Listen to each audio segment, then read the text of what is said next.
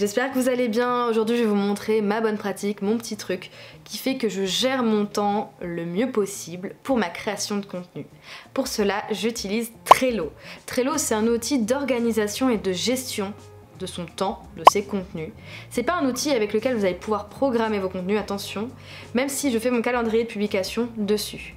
Donc je vais vous montrer comment je l'utilise en ajoutant des petites extensions comme ça qui vont vous faciliter la tâche, mais surtout avec la version gratuite. Et ça c'est hyper important parce qu'on n'a pas tout le temps envie de dépenser des milliers d'argent dans plein d'outils différents. Donc je vous montre ça. Donc ça c'est un peu mon interface, vous voyez ici j'ai un ensemble de notifications, des choses que j'ai pas complétées, des choses que je dois faire. Je suis un peu à la bourre sur certains points, voilà, faute de temps, c'est pas grave. Ici nous avons deux tableaux, le premier pour la cabougie et le deuxième pour le travail de manière générale. Donc quand je vais ici dans mon espace de travail, j'ai donc ici créé des listes, donc une liste Instagram, une liste YouTube, une liste TikTok, LinkedIn, Thread, site internet, affaires, formation à créer, les objectifs et mes posts anciens. Donc dans chacune de ces listes, j'ai créé des cartes. Donc les premières cartes, ce sont les idées de contenu. Comme ça, en fait, dès que j'ai des idées de contenu, je les note et je les garde pas en tête. Je vous montre par exemple ici avec YouTube. Donc là, c'est quelques idées que je dois placer ici pour après les mettre dans ma checklist.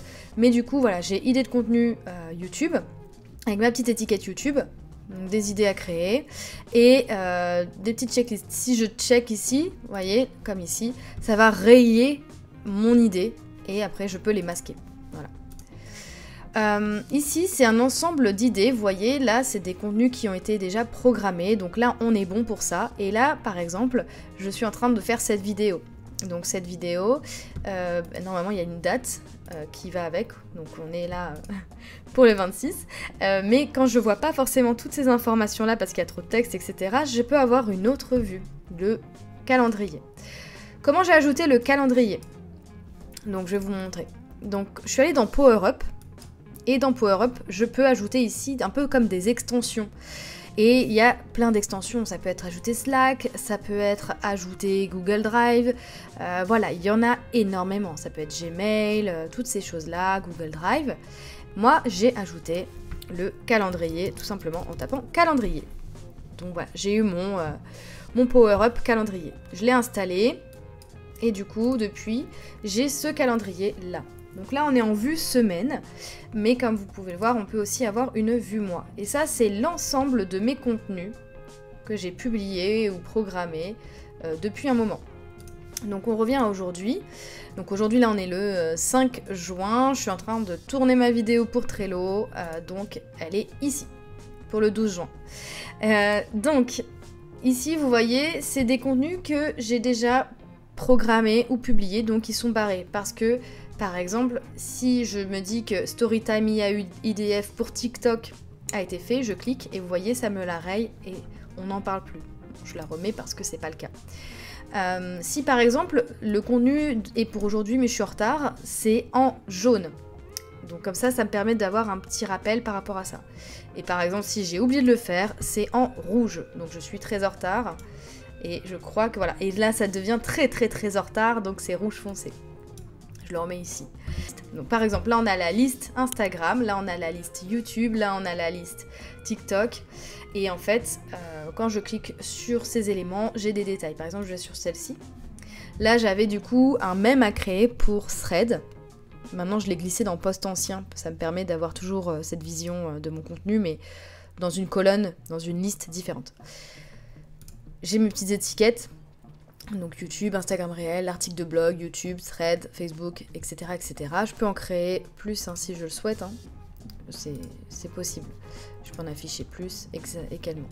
Donc, il était pour lundi dernier à 9 h. Donc, bon, je ne l'ai pas forcément mis à 9 h. Là, j'ai mis le lien de mon Canva. Quand je clique dessus, ça m'amène dessus. Voilà, donc je peux le voir, le télécharger, le publier. Là, j'ai ma petite description. J'avais juste ensuite à faire un copier-coller parce que je l'avais déjà écrit. Et voilà, ça c'est toutes mes informations qu'il y a sur ma carte dans la liste Thread. Et j'ai ça pour chacun des contenus. Donc pas tout le temps la description qui est déjà faite, parfois je l'écris directement, mais parfois j'ai aussi des inspirations avec mes réels, etc. Et ça c'est vraiment pratique parce que ça me permet d'être assez organisée pour les semaines qui viennent. Comme vous le voyez, là j'ai déjà commencé pour le mois de juin. J'ai pas fini de tout compléter, mais voilà, j'ai déjà commencé vraiment à mettre les informations, donc c'est plutôt pratique d'utiliser Trello de cette façon.